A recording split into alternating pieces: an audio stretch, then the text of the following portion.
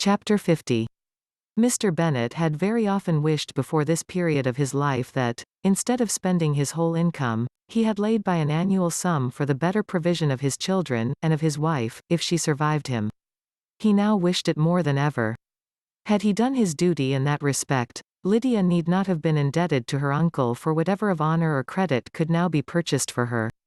The satisfaction of prevailing on one of the most worthless young men in Great Britain to be her husband might then have rested in its proper place. He was seriously concerned that a cause of so little advantage to anyone should be forwarded at the sole expense of his brother-in-law, and he was determined, if possible, to find out the extent of his assistance, and to discharge the obligation as soon as he could. When first Mr. Bennet had married, economy was held to be perfectly useless, for, of course, they were to have a son.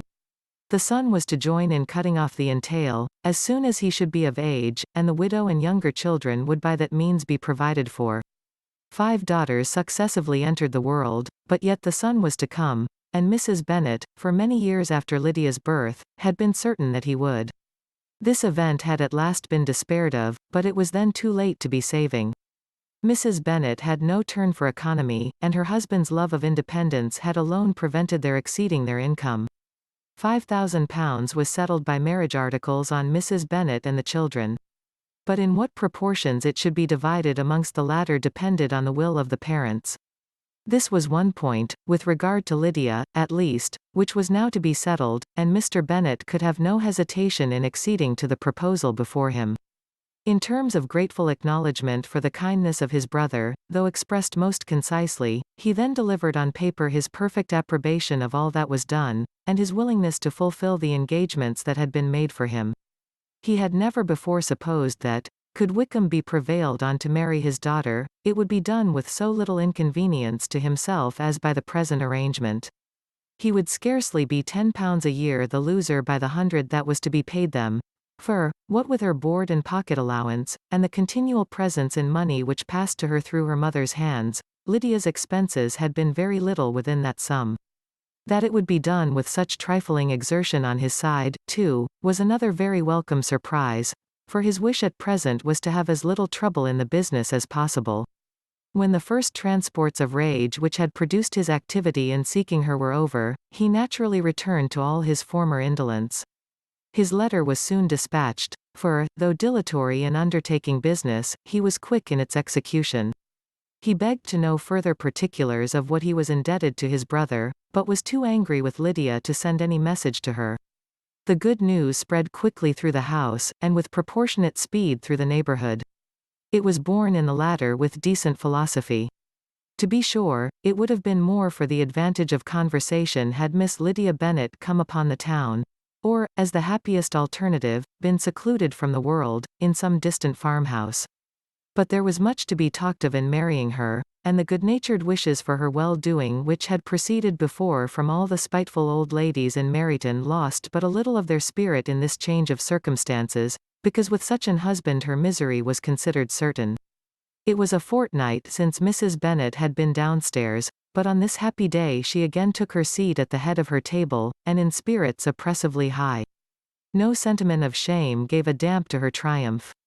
The marriage of a daughter, which had been the first object of her wishes since Jane was 16, was now on the point of accomplishment, and her thoughts and her words ran wholly on those attendants of elegant nuptials, fine muslins, new carriages, and servants.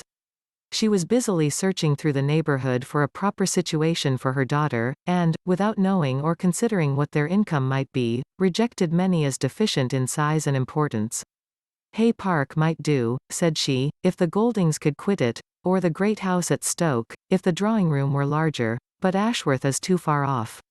I could not bear to have her 10 miles from me, and as for Pulvis Lodge, the attics are dreadful. Her husband allowed her to talk on without interruption while the servants remained.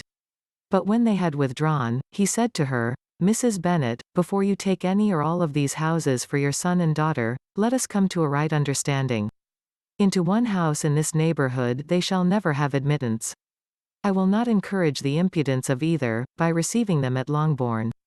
A long dispute followed this declaration, but Mr. Bennet was firm.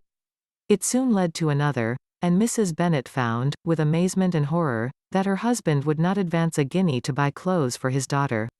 He protested that she should receive from him no mark of affection whatever on the occasion.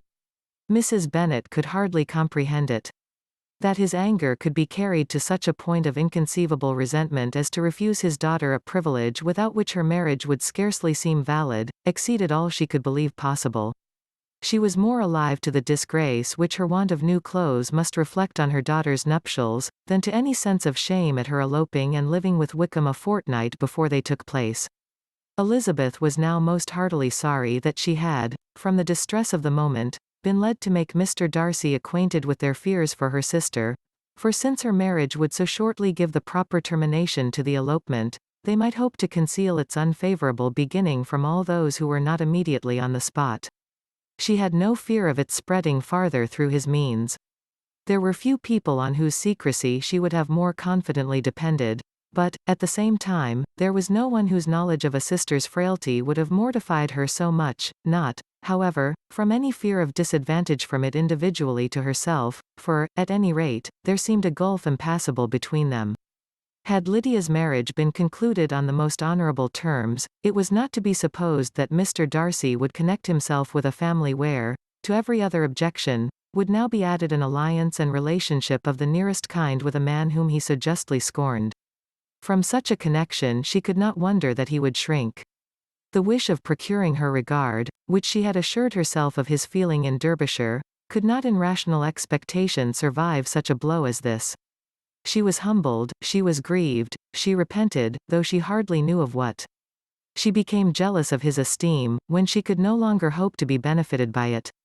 She wanted to hear of him, when there seemed the least chance of gaining intelligence. She was convinced that she could have been happy with him, when it was no longer likely they should meet. What a triumph for him, as she often thought, could he know that the proposals which she had proudly spurned only 4 months ago, would now have been most gladly and gratefully received.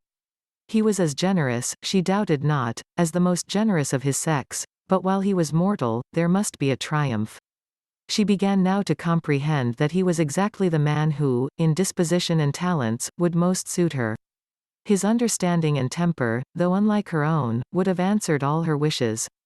It was an union that must have been to the advantage of both. By her ease and liveliness, his mind might have been softened, his manners improved, and from his judgment, information, and knowledge of the world, she must have received benefit of greater importance. But no such happy marriage could now teach the admiring multitude what connubial felicity really was. An union of a different tendency, and precluding the possibility of the other, was soon to be formed in their family. How Wickham and Lydia were to be supported in tolerable independence, she could not imagine.